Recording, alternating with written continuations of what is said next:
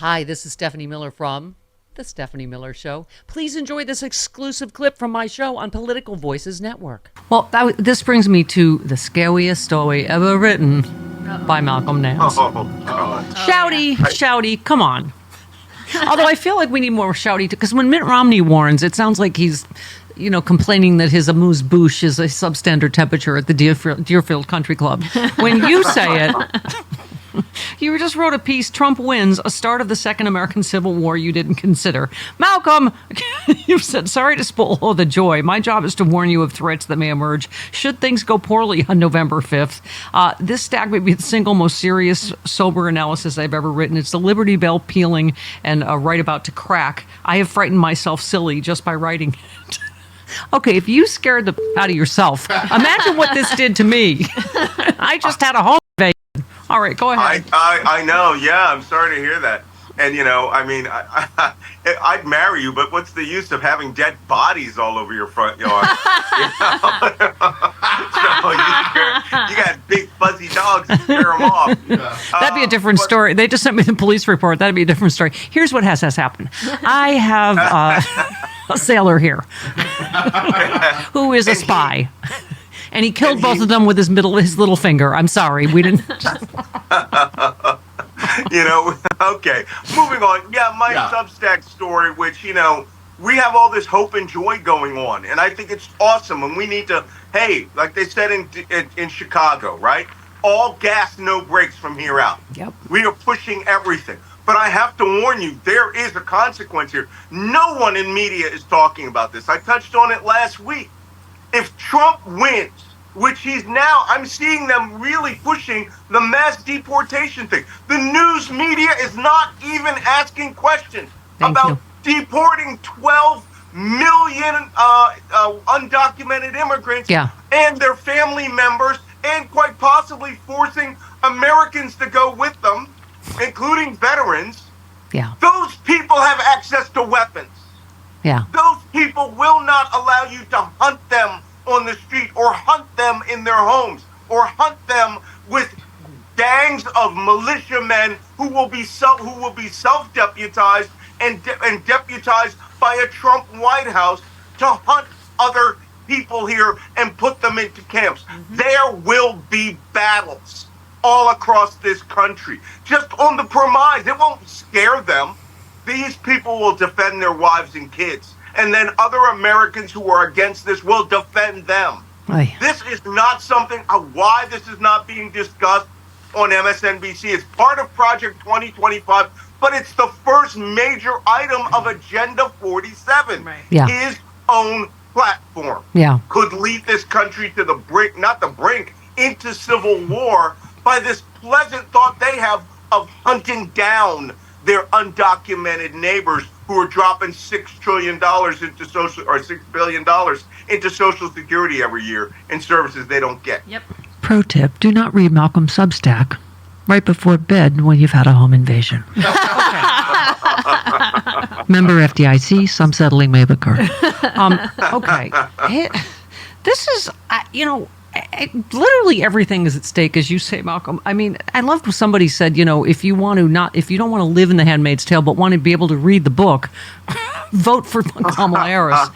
But noted Russian asset Tucker Carlson fawned over Daryl Cooper recently, who he described as the best and most honest popular historian in the United States, in which the interview in which Cooper identified Winston Churchill as the chief villain of World War II. What? Yep. And appeared to argue the Holocaust was an accident. Guy said it was an accident because the Germans those super efficient Germans were unprepared to take millions of Russian prisoners, so it was just better to execute them. He literally said that. The very words were said by that man. What is wrong with the right wing now? They're crazy. They adore murder.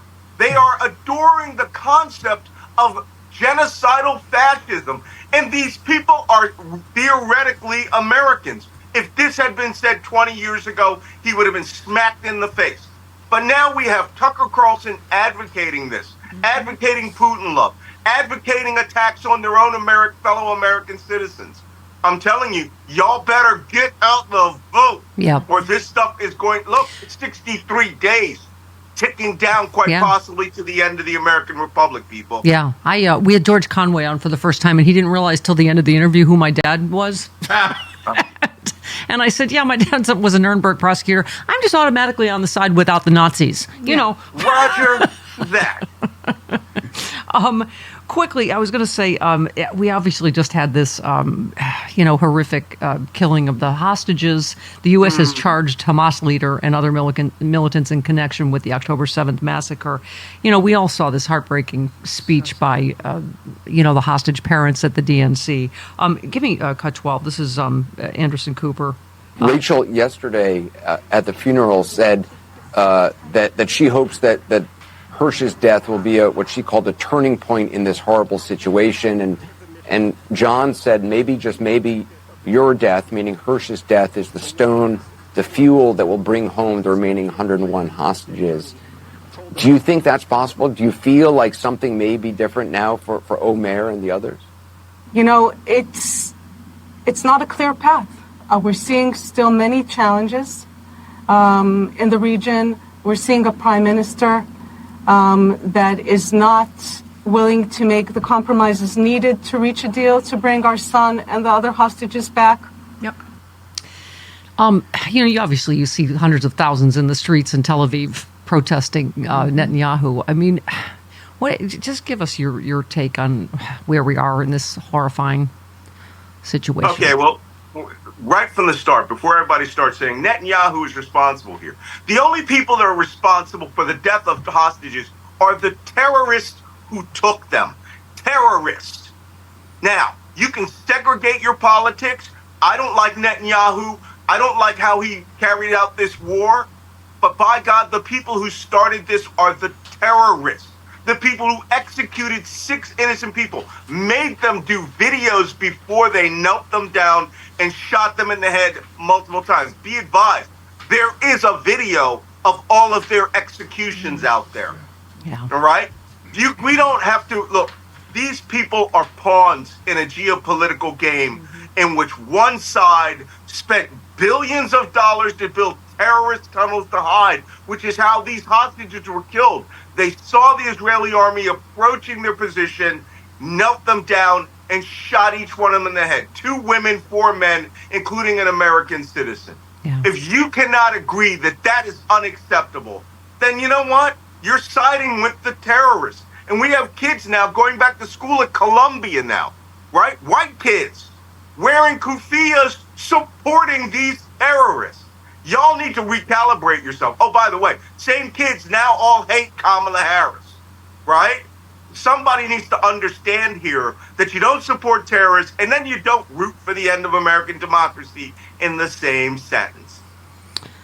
One of the things that struck me was the hostage parents speaking out for Palestinian people during their speech as well. And I just think you don't have a partner for a 2-state solution in Netanyahu or Hamas. And I agree with you, Hamas is our terrorist, period, but it just, it just gets more, you think it can't get more heartbreaking, and it does. When I went to Kfar Aza, I stood in the house that was burned to the ground where both the husband and wife were executed. And the woman was one of the biggest pro-Palestine activists. And she had just built a center for autistic children and children with mental health issues from Gaza to come over to Israel to be treated. And it was the construction workers that turned her in and had her killed. Yeah.